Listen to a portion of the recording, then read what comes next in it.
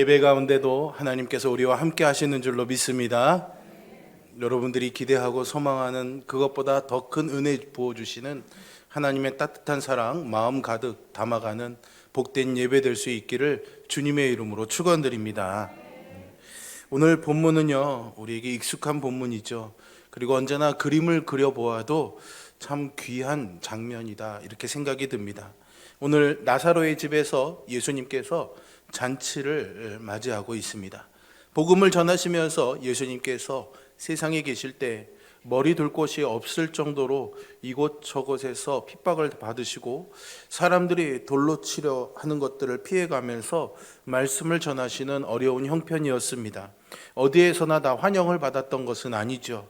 그런데 오늘 십자가를 지시기 불과 일주일을 남겨놓고 베다니에 있는 나사로의 집에서 귀한 잔치를 받으시게 되었습니다. 지금까지 성경에서 본 대부분의 잔치는 남의 잔치에 예수님이 손님으로 참석하신 것이었는데, 오늘 이 잔치는 예수님을 위한 잔치였기에 특별한 의미가 있습니다. 이 잔치는 예수님을 기쁘시게 하기 위한 이름 그대로의 잔치이고 또한 보답의 성격을 지닌 잔치입니다. 이 잔치는요, 바로 얼마 전에 죽었다가 다시 살아난 나사로가요, 너무나 고마워서 조금이라도 보답하고 싶고 또한 예수님을 위로해 드릴 수 있을까 해서 마련한 것 같습니다. 무엇인가 받기 위해서가 아니라요, 이미 받은 것으로 인해서 드려지는 고마운 마음이 앞서는 보답의 잔치인 것이죠. 또 하나, 이 잔치에는요, 사랑과 정성이 있습니다. 중심에서 우러나오는 아름다운 잔치였다 생각이 됩니다.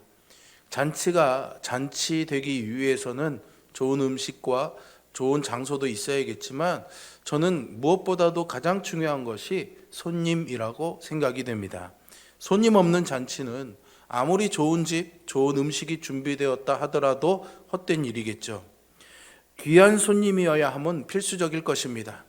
지혜로운 자는 손님을 모셔 잔치를 벌일 때 그 손님만 모시는 것이 아니라 또 다른 귀한 분을 모셔서 잔치 분위기의 격을 높이고 있는 것을 봅니다.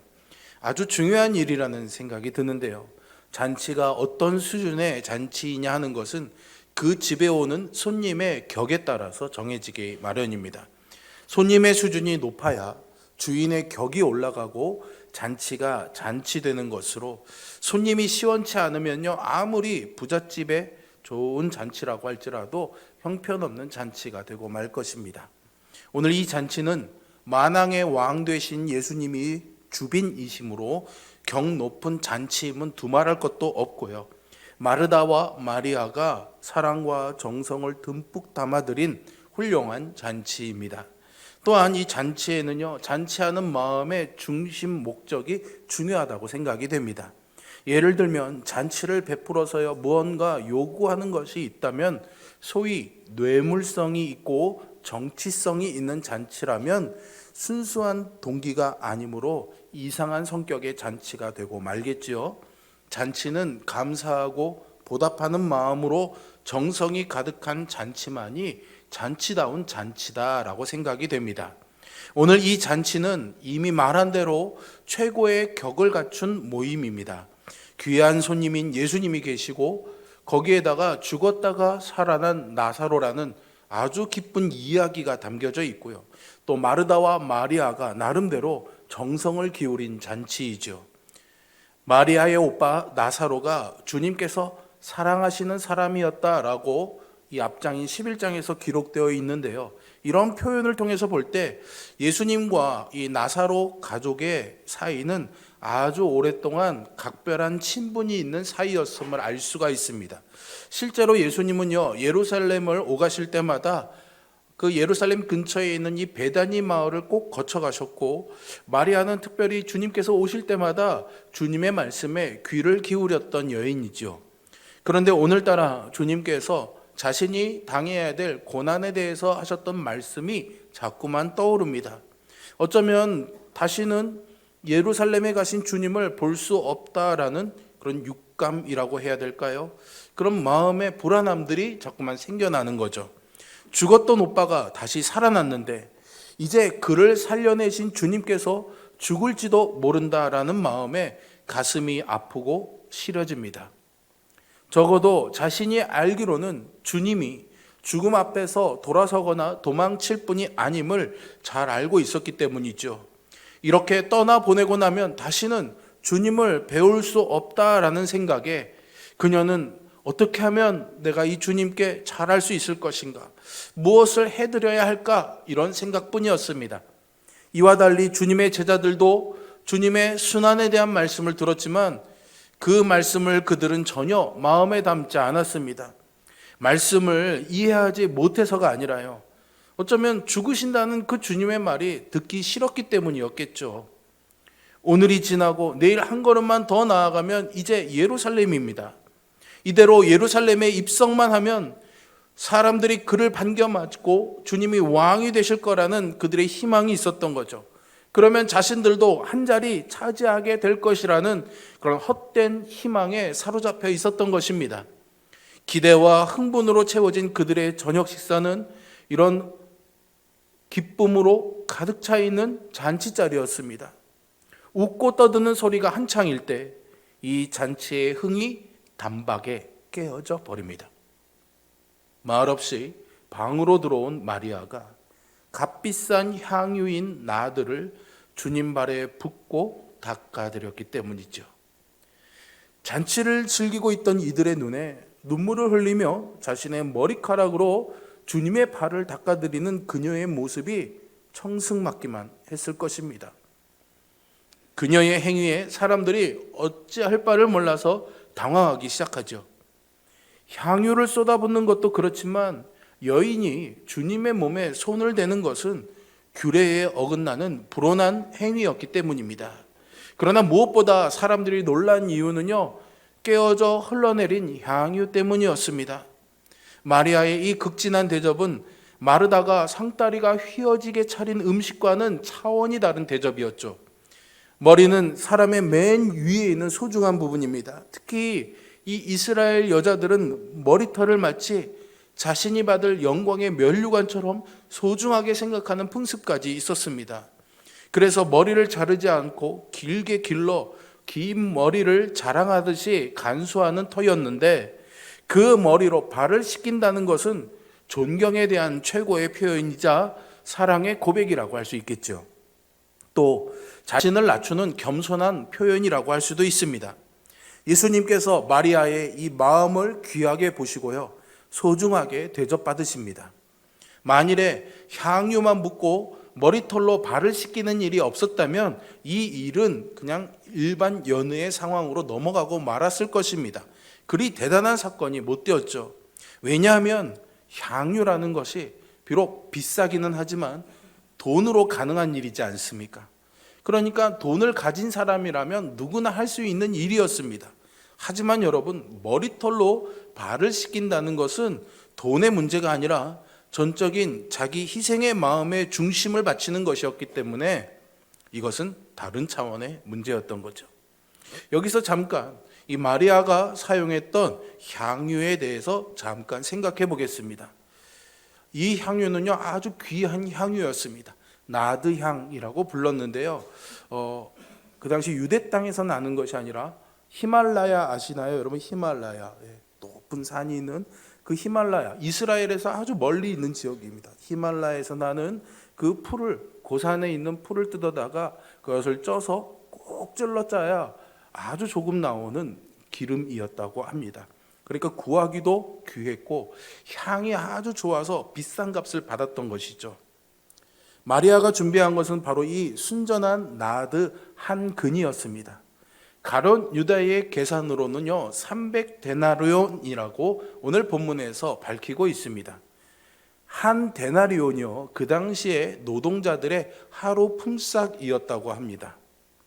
그러니까 300데나리온은 1년을 놓고 보면은 쉬는 날 조금 빼고 거의 1년치의 봉급을 하나도 쓰지 않고 모아야 생길 수 있는 돈이었죠. 아주 큰 돈이었으니 이 향유는 귀한 물건임에 틀림이 없습니다. 여기서요 이런 의문을 가질 수 있지 않을까요? 지금이야 여성분들이 직장 생활도 하고 경제 활동을 하지만 이 당시에는 여성들이 돈을 벌 수가 없었죠. 그런데 어떻게 마리아가 이 귀한 향유를 한 근이나 가지고 있었을까요? 누군가가 줬겠죠. 누가 줬을까요? 당시에는요, 이스라엘 사람들이 결혼 풍습 가운데 혼수 준비물로서 가장 귀하게 여기던 것이 옷과 바로 이 향유였다고 합니다. 마르다와 마리아 그리고 나사로 이 세 남매를 이야기하면서 부모가 언급되지 않는 것을 보면 이미 다 돌아가신 것으로 보이는데, 아마도 상상해 보건대 마리아의 어머니가 세상을 떠날 때 딸들에게 혼숫감으로 귀한 옷과 이 향유를 물려주지 않았을까 생각이 됩니다. 즉, 결혼을 하게 되면 이것을 가지고 가라는 유산이었죠. 그 집의 유일한 보화였던 것입니다. 만약 이 상상이 맞다면은 마리아가 부은 향유는요, 그 가치도 있을 뿐만 아니라 어머니의 유산이기도 했고요, 마리아가 결혼할 때 가지고 가야 될 중요한 혼수품으로서 그녀의 인생이 다 담겨 있는 물건이었습니다. 그러니까 이것을 주님께 드렸다는 것은 마리아가 자기가 가진 것 중에 가장 귀한 것을 예수님께 바친 것으로 사랑의 최상급 표현이라고 할 수 있겠죠. 사랑에는요, 몇 가지 조건이 갖추어져야 됩니다. 첫째는 자기보다 상대방을 높이는 겸손이 있어야 되고요. 두 번째는 자기 희생이 있어야겠죠. 희생이 따르지 않고서는 사랑이라고 할 수 없을 것입니다. 셋째는 자기 소멸입니다. 사랑하는 동안은 나라는 존재는 없어집니다. 자식을 극진히 사랑하는 어머니에게서 어머니 자신을 위한 일이 얼마나 있겠습니까? 자식을 위하는 길이라면 목숨까지도 아끼지 않는 경우를 우리는 자주 만나보게 됩니다. 그러니 사랑하는 한은 자신을 위해서는 전혀 어떤 바램도 없는 것이죠. 원래 사랑에는 이런 조건과 바램이 없이 오직 상대방을 위하여 겸손하고 희생하며 자신은 소멸되는 것이죠. 마리아도 지금 오직 그리스도만을 기쁘게 해드리고자 하는 마음으로 향유를 붓고 머리털로 발을 씻긴 것입니다. 또한 그리스도의 기쁨이 곧 자신의 기쁨임을 알았던 겁니다. 만약에 머리털로 발을 씻기면서 창피하다는 생각을 갖고 있든지, 아니면 내가 지금 무슨 짓을 하고 있는 거지? 이 귀한 향유를 그냥 쏟아 부으다니 뭐 이런 후회하는 마음이 있었다면 그녀에게 기쁨이 있을 수가 없었을 것입니다. 그녀는 자신의 마음을 다해서 향유를 부어서 예수님을 모셨다는 즐거움이 있었습니다. 자신이 없어진 희생 그 자체를 기쁨과 영광으로 소화할 수 있었던 것이죠. 이것이 바로 그녀의 사랑이었습니다. 예수님에 대한 사랑뿐만이 아니라 사랑이란 어디서든 희생 자체가 보람이고 수고 자체가 기쁨이죠. 만약 희생에 대해 피곤함을 느낀다면 그 희생은 사랑이라 할 수 없을 것입니다. 사랑에는 항상 기쁨과 보람이 있는 것입니다. 마리아가 희생을 바쳤을 때 그 향기가 온 집에 가득했다라고 오늘 본문은 기록하고 있는데요. 이 향기를요, 예수님만 맡은 것이 아닙니다. 그곳에 모인 모든 사람들이 다 맡게 된 것이죠. 바꾸어 말하면 사랑이라는 향기가 내가 사랑하는 그 대상만이 아니라 모두에게 유쾌함을 주는 것이었습니다. 향기가 온 집에 가득했다라는 이 말은 예수님만 기뻐하신 것이 아니라 선행의 향기를 맡은 많은 사람에게 기쁨과 감화를 주었다는 말이죠. 단 한 사람만 빼고 말입니다. 누구였을까요? 갑작스레 가룟 유다가 한마디를 합니다. 5절의 말씀이죠. 이 향유를 어찌하여 300데나리온에 팔아 가난한 자들에게 주지 아니하였느냐. 그 돈이면 가난한 사람을 도울 수 있는데 라는 이 유다라의 날카로운 핀자는요, 사실은 그렇게 지나치다고 볼 수 없을 만큼 한 번에 쏟아붓기에는 이보다 더한 낭비가 없다는 날카로운 지적이기는 합니다. 하지만요, 가난한 사람을 도울 수 있다는 것은 사실 그의 마음을 감추려는 구실일 뿐이죠. 그는 지금 이 돈이 아깝다라는 말을 하고 있는 겁니다. 300데나리온이 아무리 큰 돈이라도요, 여러분, 그 돈으로요, 세상에 있는 모든 가난한 사람들을 영원히 도울 수 있는 것은 아니지 않습니까? 얼마 전에 광야에서 200데나리온으로도 한 끼의 식사를 해결할 수 없었던 그 자리에서 5천 명을 물고기 2마리와 보리떡 5개로 먹이신 분이 있습니다. 유다는요, 쏟아 부어진 이 향유의 값은 번개처럼 계산해 낼 수 있었을런지는 모르지만 지금 자신과 함께 하고 계신 주님께서 어떤 분이신지는 전혀 보지 못하고 있었던 것입니다. 주님은 300데나리온이 더 되는 돈으로 먹여야 될 사람도 먹일 수 있는 분이었던 거죠. 이후에 가룟 유다는요, 예수님을 대제사장에게요, 은 30세겔에 팔아 넘깁니다. 당시의 표준 화폐로서의 은화가 세겔이었는데요, 한 세겔이 지금 나온 데나리온으로 환산해 보면 약 한 4데나리온 정도가 됩니다. 그러니까 은 30에 팔았다는 것은 120데나리온에 팔았다는 이야기죠. 그러니 120데나리온도 주님을 팔아낸 가치로 여겼던 가룟 유다가 300데나리온은 얼마나 크게 여겼겠습니까? 그러니 당연히 이것을 낭비라고 볼 수밖에 없겠죠. 이렇게 모든 것을 돈이라는 가치로 환산을 하다 보니까 주님마저도 돈의 가치로 보게 되었고 향유보다 아깝다 여기게 된 것입니다. 요한은 그런 그의 마음을 도둑 같다라고 고발하고 있습니다. 그런데 이렇게 보면 우리도 이러한 비난에서 벗어날 수가 없습니다. 사랑도 행복도 그리고 신앙마저도 돈으로 평가하는 데 익숙해져 물질의 복을 얼마나 받았는지로 잘 살고 있는지를, 은혜 받았는지를 가늠해 보려는 어리석음을 가지고 있잖아요. 마치 하나님의 것을 도둑질하는 유다의 모습과 닮아 있습니다. 예수님께서 이때 그에게 이렇게 말씀하십니다. 7절의 말씀이죠. 저를 가만두어 나의 장사할 날을 위하여 일을 두게 하라. 원래 향유는요, 여러 용도로 쓰였지만 특별히 장례를 치를 때 시신이 부패하거나 냄새나게 하는 것을 막기 위한 약품으로도 쓰였다고 합니다. 그런 의미에서 예수님은 마리아가 행한 이 일이 나의 장례를 위해서 한 일이니 말리지 말라고 말씀하신 겁니다. 사실 마리아는 예수님께서 십자가에서 못 박히실 것까지 생각해서 이런 일을 한 것은 아니겠지요. 그저 순수한 마음으로 그냥 최고의 표현으로 이 향유를 붓고 싶었던 것인데 받으시는 예수님께서는 그렇게 크게 받으셨던 것입니다.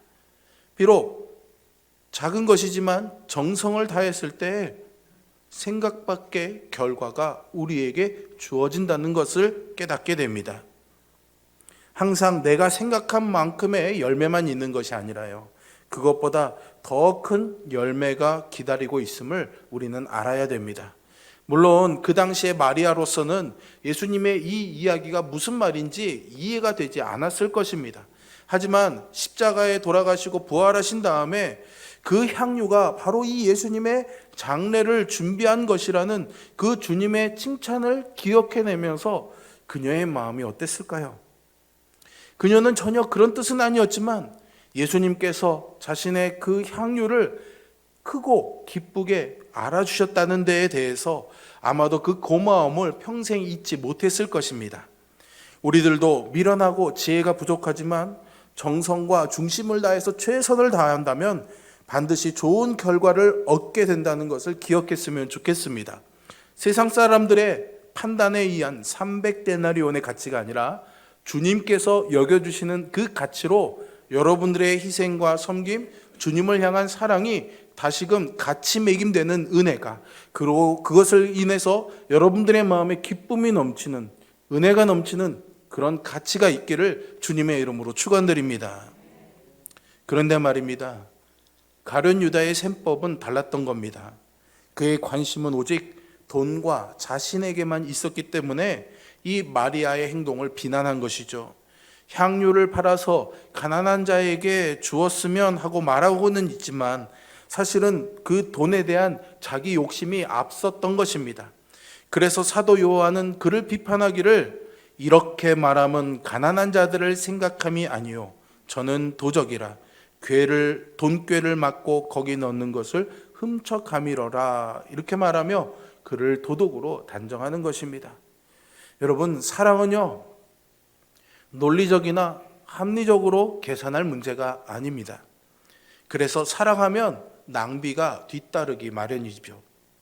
부모를 사랑하고 교회를 사랑하고 자식을 사랑하고 연인을 사랑하는 일을 계산기를 두들겨 가면서 할 수 있겠습니까? 예를 들면 이제 나이가 드셔서 병이 드셔서 언제 돌아가실지 모르는 오늘 내일 하고 있는 그 부모님이 평생 자기 몸에 좋은 것 하나 걸치지 못하고 사신 것을 안타까워하는 마음으로 자식이 부모님 돌아가시기 전에 좋은 옷 한번 해드리자 해서 거액을 들여서 좋은 옷을 샀다고 생각해 보십시오.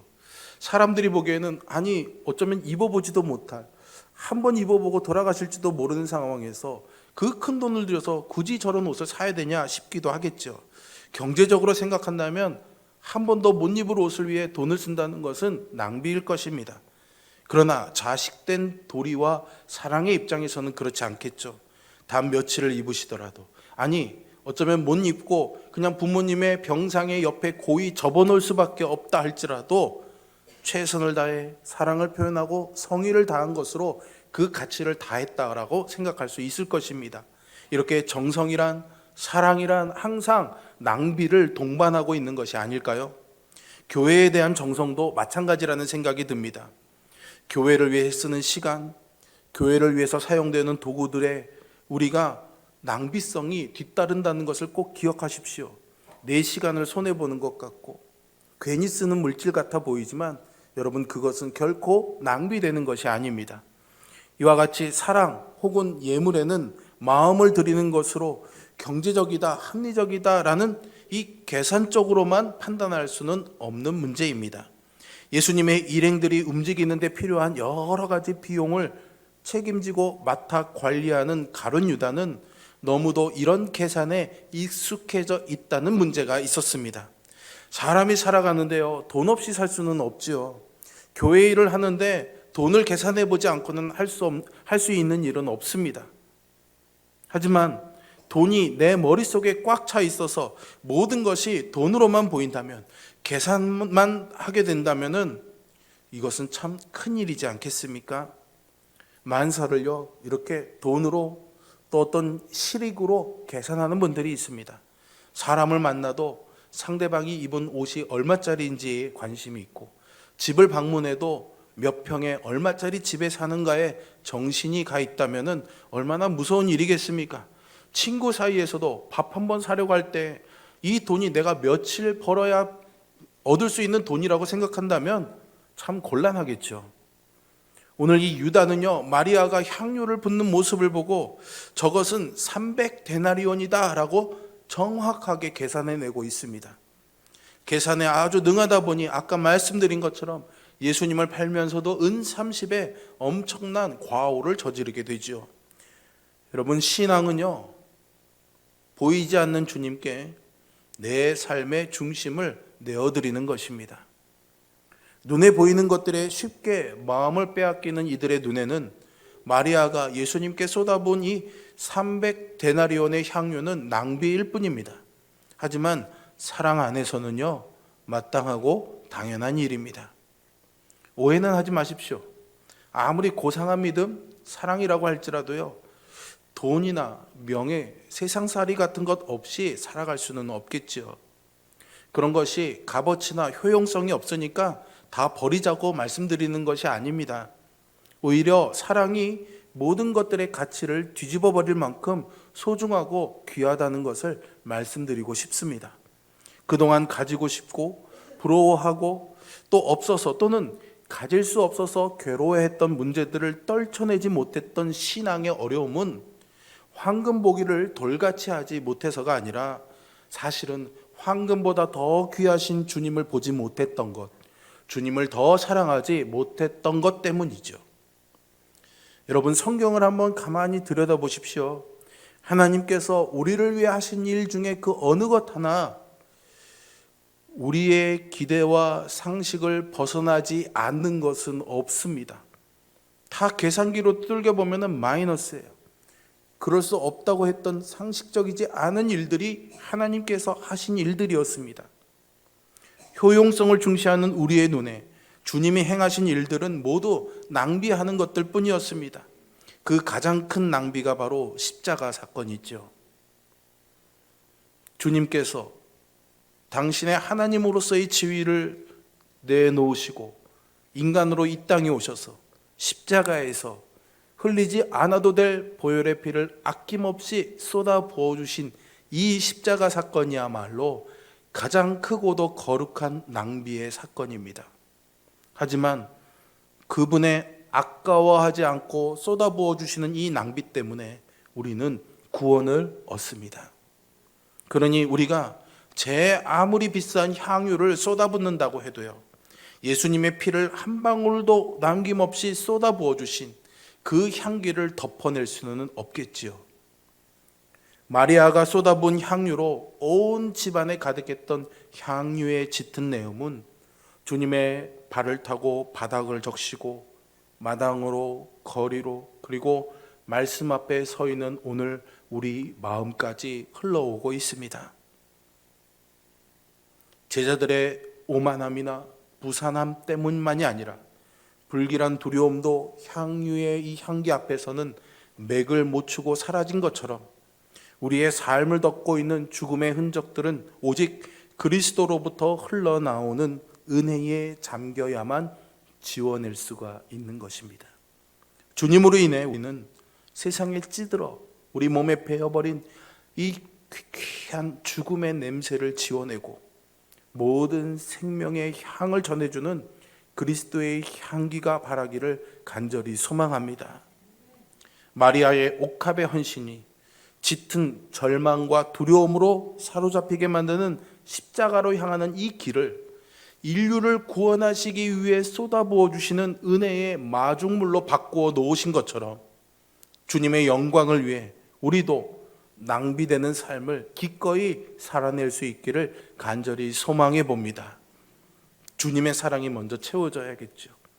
그리고 주님을 사랑하는 그 마음으로 우리의 삶에도 이런 거룩한 낭비를 통해 그리스도의 향기로 채워가는 삶이 될 수 있기를 주님의 이름으로 축원드립니다. 기도하겠습니다.